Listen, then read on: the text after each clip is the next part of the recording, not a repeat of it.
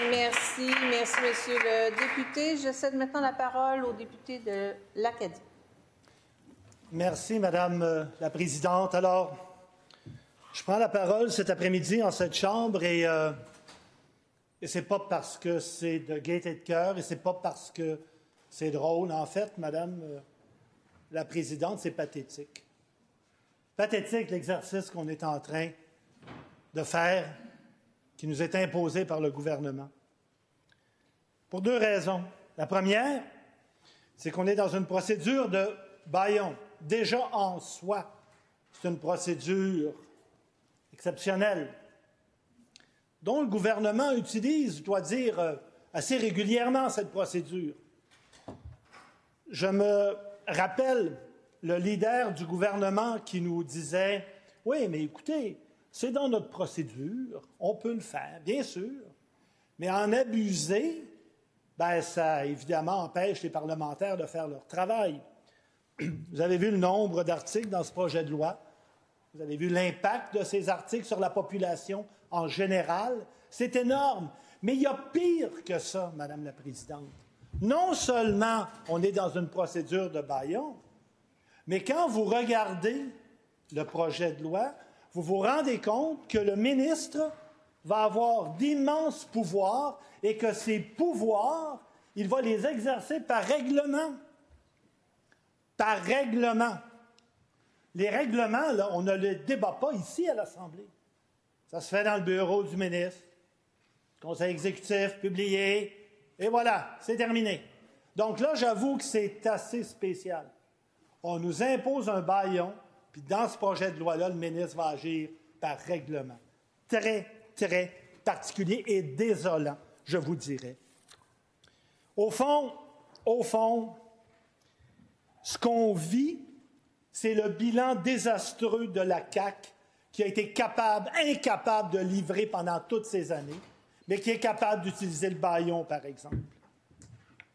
Avec le projet de loi qu'on étudie présentement, oui, les médecins vont payer, les patients aussi. Comment voulez-vous qu'on fasse de la médecine? Comment voulez-vous qu'on travaille adéquatement en équipe? C'est tellement important en médecine des équipes quand vous avez des médecins qui vont se faire rentrer ça dans la gorge, tout comme les parlementaires de l'opposition d'ailleurs, en cette journée de bâillon. Alors ça, c'est un échec. Et le ministre va pouvoir décider d'à peu près de tout dans son projet de loi. Il va fixer la rémunération, va fixer les objectifs, et si ce n'est pas atteint, eh bien voilà, je coupe votre paye. Et v'lan! C'est quand même pas banal. Mais si le médecin n'est pas content, il pourra contester. Ça, c'est à l'article 21. Il pourra s'adresser au tribunal administratif du Québec, le TAC. Savez-vous combien il y a de dossiers présentement au TAC en inventaire actuellement? En fait, au 31 mars 2025, pour être précis, parce que les libéraux aiment ça être précis. Il y en a 10 707 dossiers en inventaire, 7 754 dossiers en audience et en conciliation de fixés. Savez-vous combien il y a de médecins spécialistes présentement au Québec? 11 789.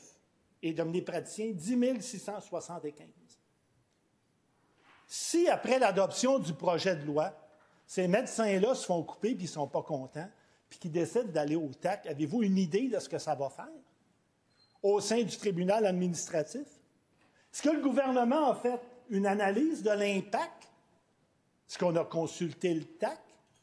Moi, j'ai regardé, j'ai cherché dans le projet de loi, j'ai vu aucune référence à l'augmentation du personnel du TAC, aucune référence à l'augmentation des décideurs du TAC. Rien. C'est comme par magie. Ou peut-être que le gouvernement espère qu'il n'y aura pas de contestation, puis que tout va continuer. Permettez-moi d'en douter, Madame la Présidente. Permettez-moi d'en douter. Mais il y a plus. Il y a un chapitre de ce projet de loi qui a attiré mon attention d'une façon toute particulière, et c'est le chapitre 8. Chapitre 8 du projet de loi, Et dans ce chapitre, on parle de la continuité des activités professionnelles. Et à la section 2, on parle de la participation interdite à certaines actions concertées. Nouveau concept. Nouveau concept. C'est l'article 131. Je vais prendre la peine de le lire, d'y référer.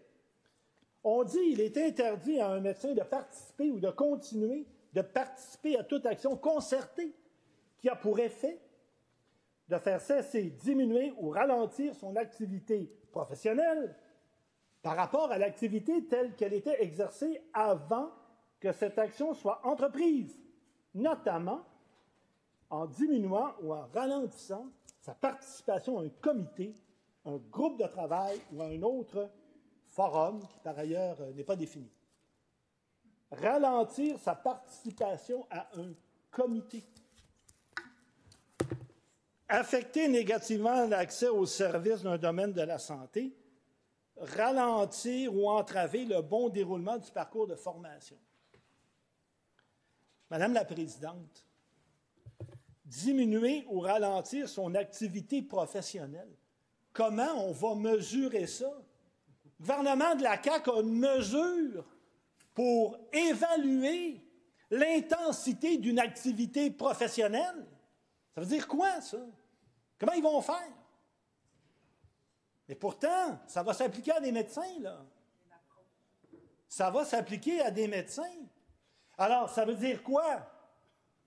Je manque une réunion d'un comité. J'ai ralenti. Non, mais tu sais, on peut pousser l'exemple à l'extrême. J'arrive en retard, je l'ai ralenti. Une fois, peut-être pas, mais deux. Hop! Là, est-ce que je rentre dans l'article 131? Mais il y a mieux que ça, Madame la Présidente. Si jamais ça arrive, savez-vous ce qu'on peut faire pour faire arrêter ça? Une demande d'injonction à la Cour supérieure, à l'article 135 du projet de loi. Madame la Présidente, une injonction. Ça, une injonction. Puis là, on dit une injonction. Est-ce que c'est une injonction interlocutoire, provisoire, d'urgence? En fait, c'est toujours assez urgent, une injonction, mais ça, ce n'est pas spécifié. Donc là, vous allez avoir des gens, forcément, parce que la loi dit aussi que la demande d'injonction peut être faite par tout intéressé. Ça veut dire quoi, ça? Un étudiant, un patient, un professeur, un doyen, un autre collègue? Wow! Ça va vous créer une ambiance de travail, Madame la Présidente, comme on n'en a jamais vu. Ça dépasse l'entendement. Puis là, en plus, l'injonction, bien évidemment, forcément, ça c'est dans notre code de procédure civile, elle va être présentée à la Cour supérieure. Parce qu'à la Cour supérieure, ils n'ont pas assez de dossiers. Ben non! Ben non! Les juges y attendaient ça pour travailler, Madame la Présidente. C'est aberrant!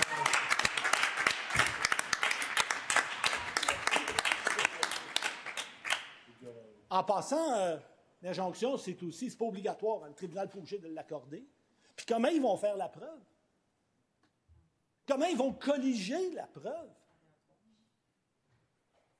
Parce que, vous savez, dans une loi, Madame la Présidente, vous aurez beau mettre tous les recours, vous aurez beau adopter toutes les infractions, mais quelque chose de beau, là, bien rédigé, là.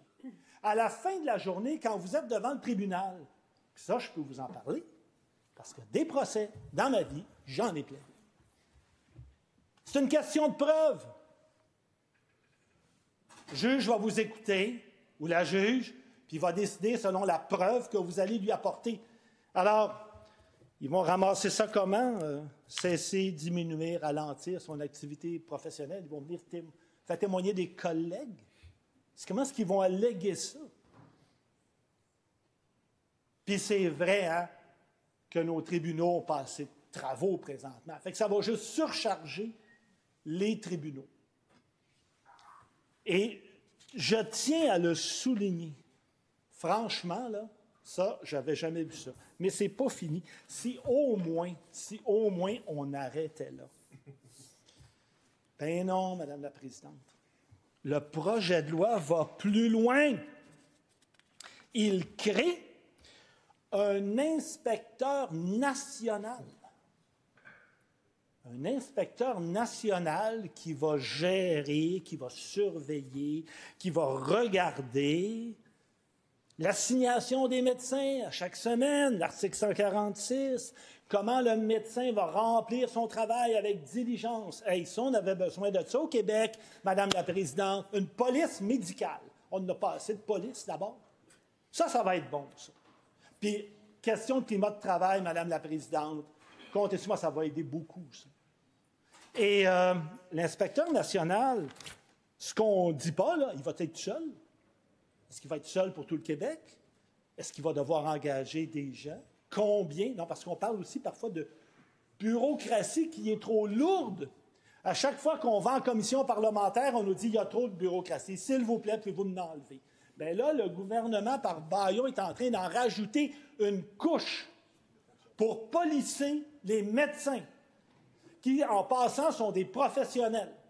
Alors ça, c'est une chose. Et là, ça, c'est l'enquêteur, l'inspecteur national. Mais il y a aussi dans le projet de loi des inspecteurs.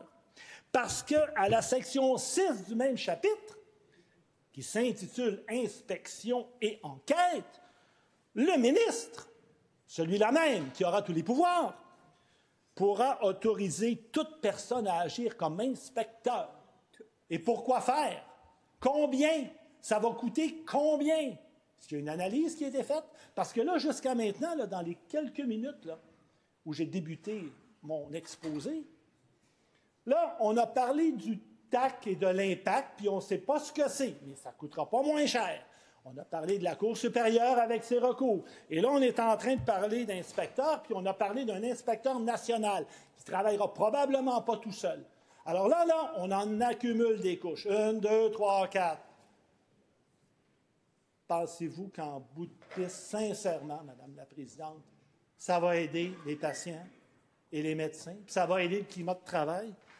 Alors oui, il y aura maintenant un inspecteur qui pourra, écoutez bien ça, pénétrer à toute heure raisonnable dans tout endroit où un médecin exerce ses fonctions et ses activités. Oui. Exiger des personnes présentes tout renseignement relatif aux fonctions ou aux activités exercées. Évidemment, si le médecin est en train de pratiquer un acte médical, bien là, l'inspecteur va attendre un petit peu. Oui, c'est écrit quand même. Quand même, ils ont prévu ça. Non, mais ça, il faut le dire. Mais qu'est-ce qu'on va faire, Madame la Présidente? Il y a des cliniques médicales, mais il y a des médecins en région qui ont une clinique rattachée à leur résidence privée. Ils ont-ils le droit de rentrer dans la résidence privée? C'est parce qu'on a encore quelques droits au Québec. Quoiqu'à ce niveau-là aussi, on peut parfois s'interroger. Mais quand même. Mais ce n'est pas tout. En plus de l'inspecteur, il y aura un enquêteur. Et là, Madame la Présidente, moi, quand on me parle d'inspection, je pense à un régime réglementaire.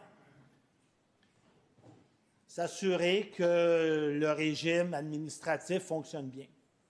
Mais quand je lis le mot « enquêteur », là, moi, le réflexe que j'ai, c'est que là, on est en matière pénale. On n'est plus en matière d'inspection. Là, ce n'est pas les mêmes pouvoirs. Alors là, il faut que l'enquêteur en matière pénale ait des motifs raisonnables pour agir. Mais ça, on n'en parle pas. Tout ce qu'on dit, c'est qu'il pourra interdire, dans le cadre d'une enquête, parce que le ministre pourra aussi désigner une personne pour enquêter sur toute matière relative à l'application du présent chapitre. Combien vont en avoir d'enquêteurs? On ne le sait pas. Qu'est-ce qu'ils vont faire? On ne le sait pas. Mais il y a une chose qui est sûre, c'est que non seulement ils vont pouvoir inspecter, mais ils vont pouvoir également enquêter. Et moi, quand je vois enquête, bien, je vois effectivement, éventuellement, infraction, constat d'infraction, litige devant un tribunal en matière pénale, avec évidemment une norme de preuve qui est différente de celle qu'on a en matière civile. Mais il n'y a aucune indication sur le nombre, sur ce qu'ils vont faire. Mais il y a une chose qui est sûre, c'est qu'à un moment donné, ils vont travailler, puis à un moment donné, ça va aussi multiplier les recours.